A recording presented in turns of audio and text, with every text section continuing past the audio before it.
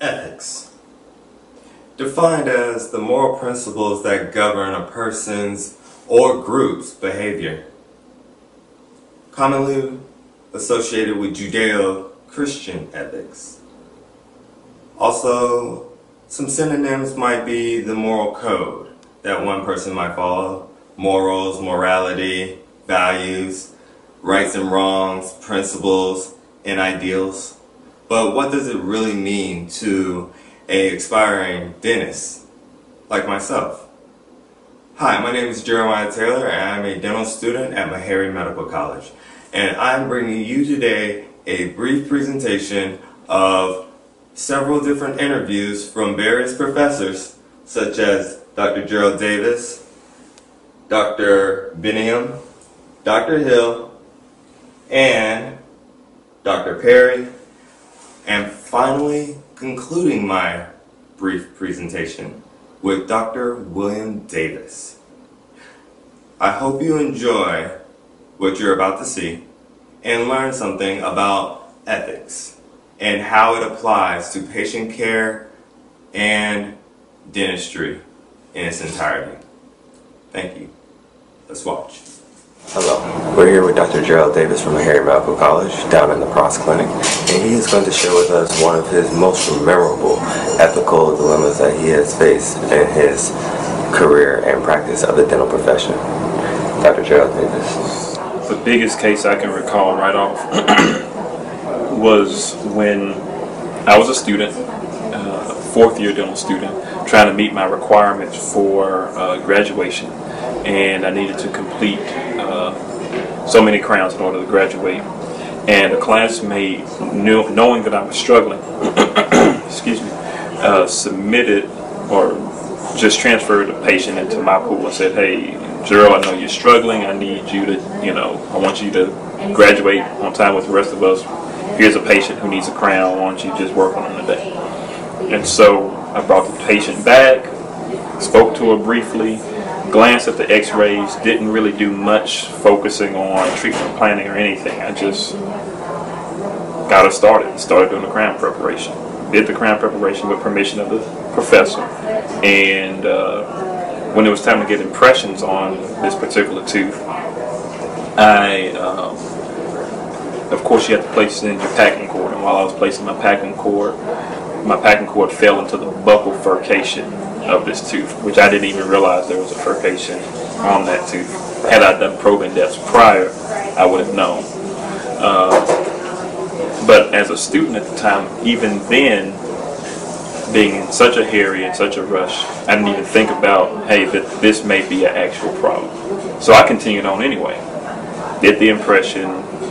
The lady ended up receiving her crown, and I went on and graduated. And I was glad, thinking that I had done a good service. And later on, I realized that I had rendered less than standard treatment, and that same patient ended up having to have that whole tooth extracted, I think 2 months later, while I was a resident in the GPR program. So, how would you have handled it differently if you could? Slow down. That would have been the biggest thing. If I could have slowed down, and if I had established rapport in a better way from the very beginning, and had done a full treatment plan workup and actually known exactly what I was getting myself into with this particular tooth, and in the event that I recognized, once I identified that this person had severe periodontal disease, which is why their tooth had a furcation involvement, I would have informed the patient of that and said that she wasn't a good, she didn't qualify as a good patient for getting a crown because she would likely lose a tooth. Okay, thank you. And this is Gerald Davis, and this is his ethical issue that he wanted to share with us. Thank you so much for your time. You're welcome. Very busy, and we're out. Hi, we're here with Dr. Hill of the GPR clinic down here at Meharry Medical College School of Dentistry. And Dr. Hill, could you tell us a little bit about yourself, like where you got your DDS from? I graduated from Meharry Medical College in 2013 from Arkansas. I went to undergrad at Arkansas State University. Wonderful. And Dr. Hill, how do you feel ethical decision making or the practice of ethics actually affects your patient care?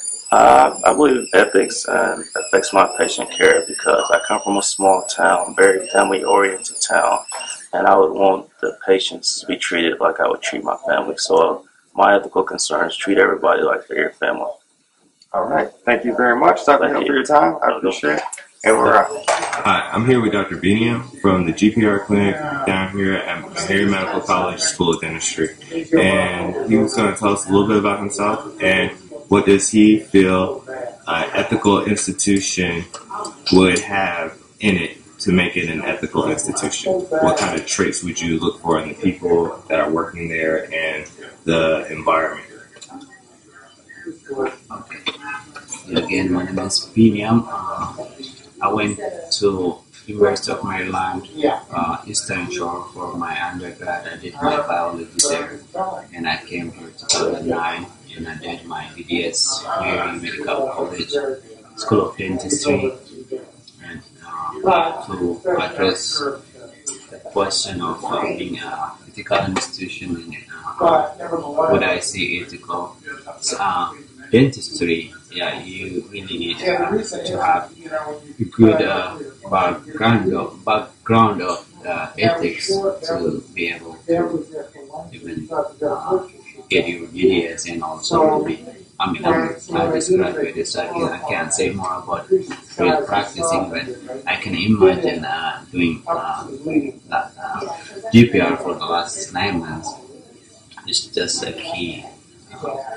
So I don't know what it's going to look like. Overall, when you go home, if you have a peace of mind that you can go to sleep and not think about your day, ethics is beyond what you think as a student. Knowing ethics would do a great job for that peace of mind.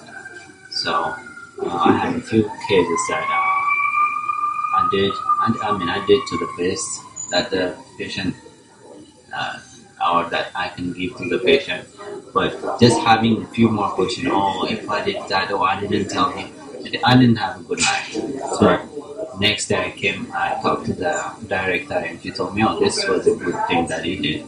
And you can feel it inside that. Oh, now I'm doing good. So dentistry, I know most of us go to have a good life. There is nothing wrong with having good life, but doing the right thing is what ethics is. And ethics is a big part of dentistry. Thank you. Have a nice night.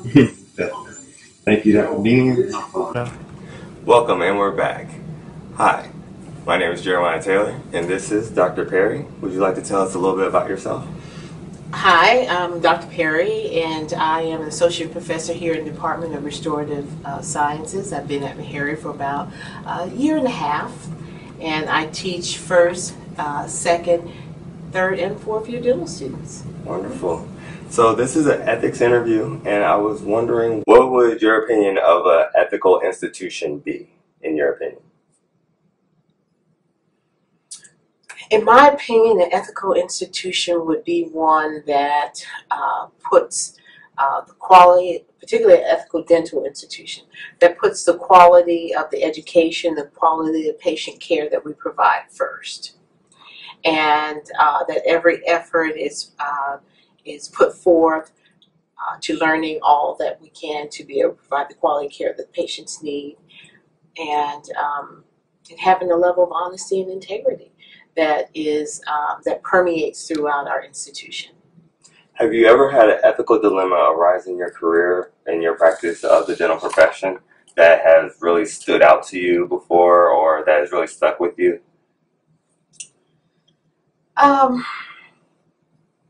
I do remember in my several years ago, I was treating patients, and we were doing dentures, and the facility wanted us to offer the patient the more higher end denture. Well, I was a little uncomfortable with that because I knew that the denture that they were recommending was no more higher quality than the lower end denture that they were providing. So I opted not to do that. Okay. And how do you feel about your decision Great. Okay. Great. So, wonderful. You know, I think patients will be willing to go along with our recommendations to provide them quality care if they feel that they can trust us. And that it's not all about dollars. It's about the quality of care and trying to improve their oral health outcomes or their overall outcomes. Wonderful. And do you feel like the current position that you hold now, that you've been able to facilitate that ideal to the people that you mentor and the people that you teach here at Meharry? I don't think I quite understood what you said.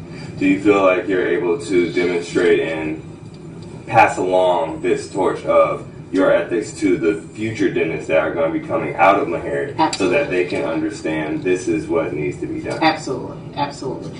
I believe that your honesty and integrity is all that you have, and I believe that it's important, it's critical as healthcare providers that we lead with that. And we do that with all of that we engage. So whether it's patient care, whether it's collegial relationships, whether it's research that we do, that ethics is critical. Wonderful. Thank you for your time. Thank you for the opportunity. And that's all for now. Hi, we're here with Dr. William Davis, who is a faculty member of the Restorative Dental Department of Meharry Medical College. Dr. William Davis, how have you seen the profession of dentistry change here at Meharry Medical College from when you were a student to now teaching courses here? How has it changed and developed ethically, in your opinion? I was working here as a technician. I was a dental technician at Meharry. I was responsible for crown and bridge for all of the students. Back then, the requirement was that you had to have 21 units of crown and bridge. So I was responsible for doing all the crown and bridge for all of the juniors and seniors, hospital dentistry, and then they had a general practice program where I was responsible for doing the crown and bridge work for the faculty practice plan. Did that for several years, and applied to dental school and got in 1988. Graduated in 1992. And Dr. Maxwell asked me to come on board as a faculty member. While I was a faculty member, I worked on my Master of Science in Public Health degree. So I have an interest in all forms of prosthetics. I do everything in my private practice except for ortho. So yeah, I do some pediatric dentistry and some oral surgery, and I think one of the main things that the young dentist must be able to figure out is to what you can do and what you can't do. And since you don't have a lot of experience, you think oftentimes that you can do everything, but you have to pick and choose some of the things that you may not be as proficient at. That's, I think, the value of doing a residency or maybe working as an associate with another experienced dentist, where they can give you kind of a layout as to how they approach problems. I don't have a big ego, so you know, I'm not gonna try to attack something that I don't routinely do. If a bone, if you have a bony impacted third molar, which is not something that I normally do, although I was trained to do that, I'm not gonna do that. I'll let the specialists do it, and they can do it with a lot greater ease than I can, and the patient is served, you know, better. So I think that's the main thing that you know, I can impart to a young dentist, is that the experiences that you have as a dental student, I think are they're reflective of what you do in practice. But the the repetition of different procedures can kind of let you know what where your realm is. I do think that some things have changed, but not a lot. Dentistry is not a lot different than it was back when G.B. Black was talking about the different cavity preparation requirement. So they're different instruments, but dentistry is dentistry. Dental anatomy is dental anatomy. It's still relatively straight on the mesial and relatively more rounded on the distal. Instruments have changed, materials change, and as with everything, as I always say, all materials act the same way. You have a period where you can manipulate it, where things are malleable, and then you get to a point where it sets. And you as the operator, by doing things over and over and over, you gain a lot of success through failure. At least when you fail, you've shown that you've done it, and you know where the mistake was made, so you're able to correct that, and that's the whole art of school. So I'm glad to be a part of that whole process, from when I was a technician to when I was an instructor to I'm an associate professor now. I'm the course coordinator for 3 classes, and you have to continually read, stay abreast of the things that are coming into the industry.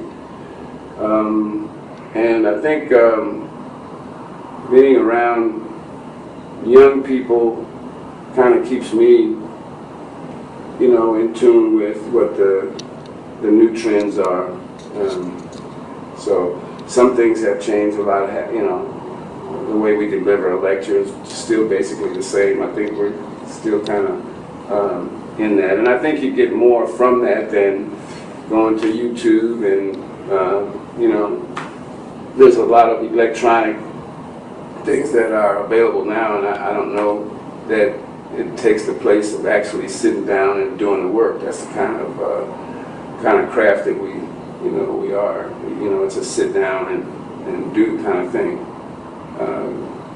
God created us all equal, but some more equal than others in certain areas. But I don't think that it's anything that anybody can't get. I think everybody can get this if you put your mind to it and you get your chair position together, get your, what we used to say, get your feet right. Because if your feet are right, then the chair position is going to be right. And this is a people-oriented profession, whereas your patients really like you. They don't know necessarily that you put that nice 7 to 10 degree taper, or you have the dimensional characteristics that are required. They don't know all of those things. But if you continually deliver good dentistry, then one good patient is worth 10 good patients. And so I don't know whatever else I can. And you feel that a dental student should be true to oneself when understanding what limitations or areas of deficiencies that they may feel that they wouldn't want to do to a patient to give the patient the best care, and they know their strengths. Refer when necessary. Let a specialist handle a special procedure. If you feel that you can't do a surgical procedure to the same proficiency, refer to that specialist. That's good. Yeah, it's true. That's true. That's true. But while we're in school, we want to get all the, I tell you, I want you to get your lesson, So, like when we're discussing certain things, we need to be proficient at that. The more you can do, I think the better dentist you'll be. I think the trend now is that everybody wants to specialize, and that's cool. You have to pass this curriculum before you can make a decision that you want to, hone in on something with that's more specially related. So, you have to learn all of the principles and actually do all of the procedures, so that you can graduate. Well, thank you for your time. All right, man. I don't know if we hit the bases. We did. We got everything we needed. All right.